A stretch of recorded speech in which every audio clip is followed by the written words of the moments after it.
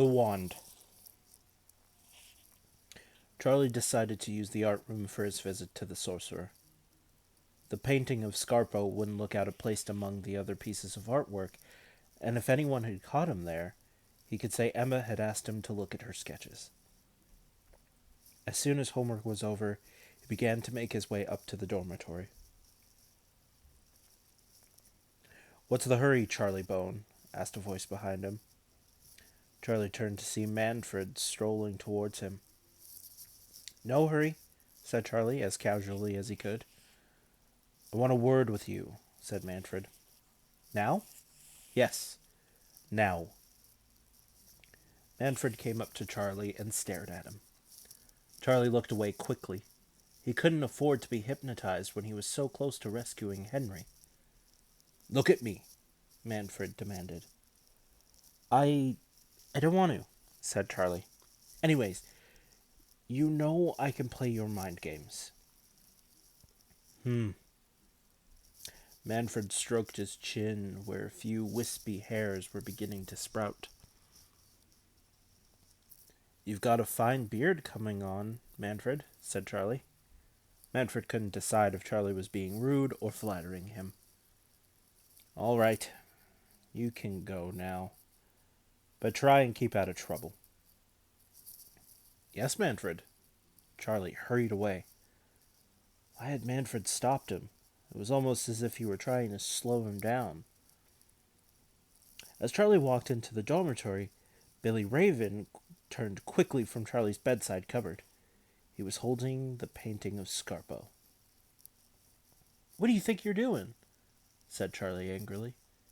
Uh, I was looking for something of mine," said Billy innocently. "I thought it might have got into your cupboard by accident, so I looked, and this fell out." "It couldn't have. It was right at the back." "You've been spying on me." "Why are you always so suspicious?" said Billy resentfully. "I'm telling the truth." "Give it to me," Charlie demanded. Okay. As Billy handed the painting to Charlie, he pointed to a dagger lying on Scarpo's table. "Look at that dagger. It's so bright. I bet it's as sharp as anything.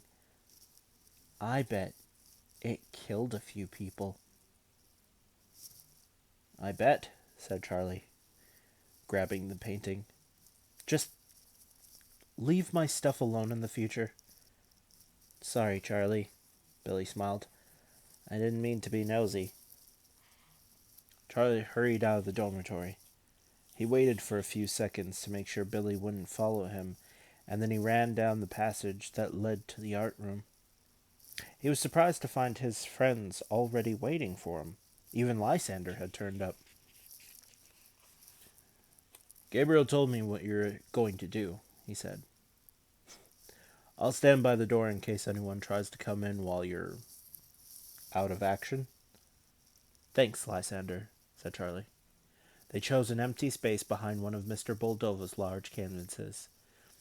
Charlie sat on the floor while with the painting in front of him. Olivia and Emma knelt on either side of him, while Gabriel and Fidelio perched on a bench in front of him.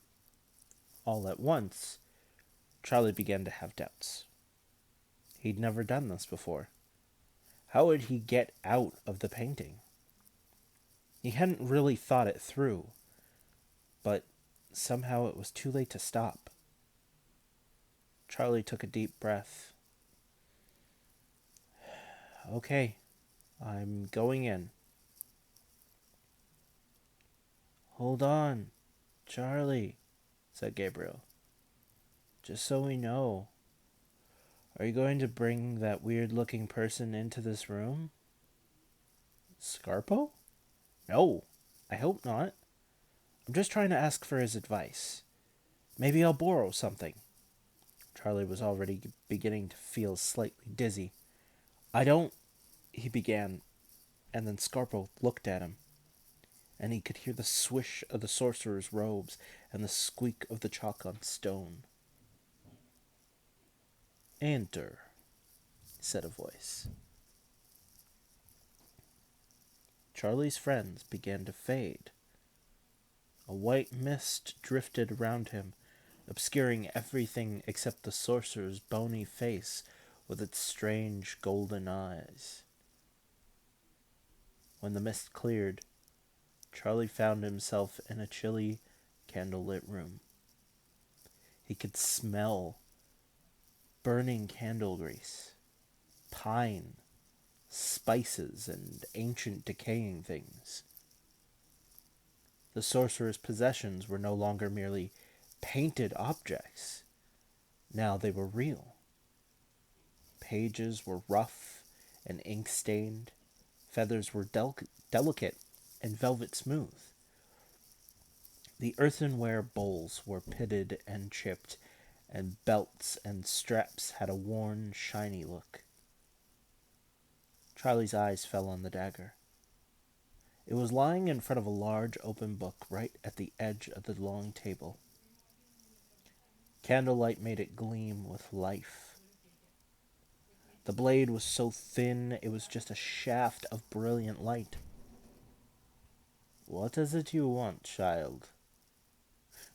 Charlie jumped. He'd forgotten that the sorcerer could see him too. "You know what that weapon is. It's magic, boy." The sorcerer's magnetic eyes glittered. "You can see me?" breathed Charlie. "I can see your face. You've been peeping at me for days, you rascal." The sorcerer's voice had a lilt to it, but it was definitely not Welsh. "I've come to ask for your help," Charlie said nervously. "Is that so?" Scarpo smiled grimly. "Then it's the dagger you'll be after. It can pierce a man's heart and leave no mark at all. Not even a pinprick." "I don't want to kill anyone," said Charlie. Scarpo ignored this. "A mere touch and they're gone," he persisted. Billy Raven had drawn Charlie's attention to the dagger. But Billy was no friend of Henry's, and the dagger was the last thing Charlie would choose. "I don't want the dagger," he said. "I want to rescue a friend." "Someone wants it," muttered the sorcerer. "Someone wants it very much. They've been trying to reach it, but they're not... How can I put it? They're not accomplished magicians." Ezekiel Bloor, thought Charlie. He scanned the table. What could be used to get Henry out of his dungeon? What could he possibly know what to choose? Scarpo was being deliberately unhelpful. "Herbs," the sorcerer suggested. "A poisonous potion?" "No, thank you." "Slip one of these fine feathers into your enemy's boot, and he'll be lame for a year." Scarpo gave a malicious chuckle. "I don't want to make anyone lame." Charlie was beginning to lose heart. "I just want to rescue someone." "Rescue? Rescuing is no concern of mine. Destruction is more to my liking. If you want someone maimed or fatally wounded, poisoned, burned, vanished, shrunk, driven mad, all those sound very useful," Charlie thought. He ought to be polite just to keep Scarpo on his side. "But right now, I just need something that will move a rock." It was then that he saw the wand. It had to be a wand, for it couldn't be anything else. A slim, white stick lay behind one of the huge books. It was about a half-meter long with a silver-pointed tip. Charlie picked it up. "You can't have that," said Scarpo sharply. It doesn't belong to me. Whose is it then? Asked Charlie. The wand was cool and smooth, and it seemed to fit into his hand as if it belonged there. I stole it, said Scarpo. It belonged to a Welsh wizard. It'll be of no use to you at all. But I think it will, said Charlie excitedly. I think it's just what I need. No! Scarpo made a grab for the wand. Charlie ran round the table. I'll bring it back. Honest. Give it to me this instant, roared Scarpo, or I'll turn you into a toad. No, I need it. Charlie ducked away from the sorcerer's long arm. Villain! Thief! You asked for it. Scarpo picked up a spear and swung it at Charlie's head. Paper, feathers, and herbs went fluttering off the table. Charlie rushed for a low door at the back of the room. He twisted the handle, but it was stuck fast. As he bobbed out of Scarpo's reach again, he closed his eyes and thought of his friends in the art room. I want to be out of there. Now, he said aloud. It didn't work. He was still in the sorcerer's cell. Scarpo was chanting now as he raised the spear and ready to hurl it at Charlie. Vile, creeping wretch, I'll burn your heart out, he cried. Charlie cowered against the wall. There was no escape. Benjamin had warned him about this. Why hadn't he listened? Help, he moaned. The tip of the spear glowed like a red-hot poker, then suddenly burst into flames. As it flew towards him, Charlie bent his head and wrapped his cape around the wand. The flaming spear never reached him. When Charlie looked up, he saw two hands catch the spear and fling it back at the sorcerer. The hands were brown with shining gold bracelets at the wrists. Beyond the bracelets were nothing, no sign of a body at all. The spear struck the wall and then fell at Scarpo's feet. He screamed as the flames caught the hem of his long coat. Charlie didn't see what happened next, because the invisible arms tightened around him and tugged him away, back, through the wreaths of smoke that were filling the room. Charlie, come back! Charlie blinked. His eyes were still smarting from the fire. The sorcerer's room looked small and far away. He was looking at it, but he wasn't in it. The painting was held by two brown hands, the hands that had saved him. Charlie looked up into Lysander's anxious face. You had us worried there for a moment there, Charlie, said Lysander. It was your hands? Charlie murmured. You saved me. Not me, said Lysander. I had to call on my spirit ancestors. Good to have you back, Charlie. What happened out here? Asked Charlie. It was amazing. Olivia poked her head in front of him. You were rocking about and shouting, and we kept saying, Wake up, Charlie, come out. But you wouldn't. Fidelio peered over Olivia. So Lysander used his African language to call his ancestors, and then all of a sudden, you stopped moving, and something appeared in your hands. Just like that. Look! Charlie found that he was still holding on to the wand. It lay across his knees, smooth and pale, its silver tip glittering in the bright lights of the art room. What is it? Asked Emma. A wand, said Gabriel.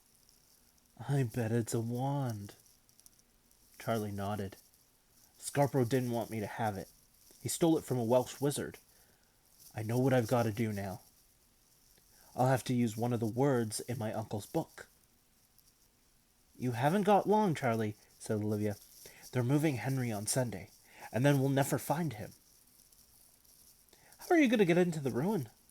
Fidelio asked with a sigh. They're watching us like hawks.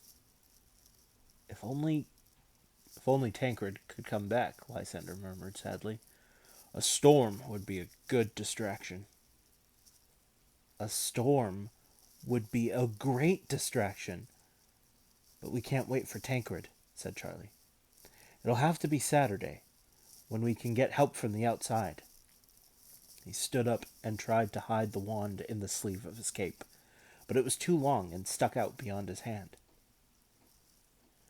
Give it to me, said Lysander. My arms are longer. Charlie held out the wand, and Lysander fitted it neatly into his sleeve. We better go now, said Emma. Matron'll be on the warpath. Charlie hid the painting under his cape, and the 6 children filed out of the art room. As they walked back to the dormitories, Matron came rushing towards them, shouting, Where have you children been? It's lights out 5 minutes ago. Sorry, Matron, Lysander said with a smile. We were looking at Emma's work, and mine, actually. Matron had detention written all over her face.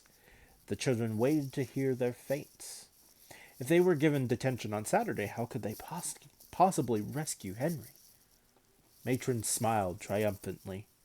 You'll all, she began, but a voice behind the little group said, It's my fault, Matron. I gave them permission. In fact, I told them to come to the art room. Blame it on me, eh? Lucretia Ubeam's smile of triumph faded as Mr. Boldova walked to the front of the group.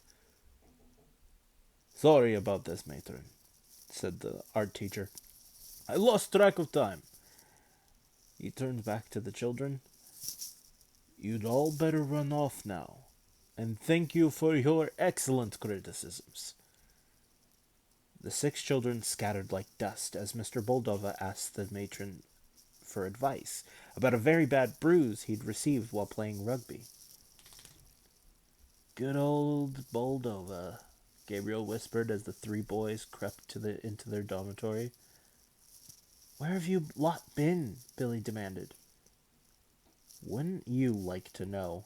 Said Charlie.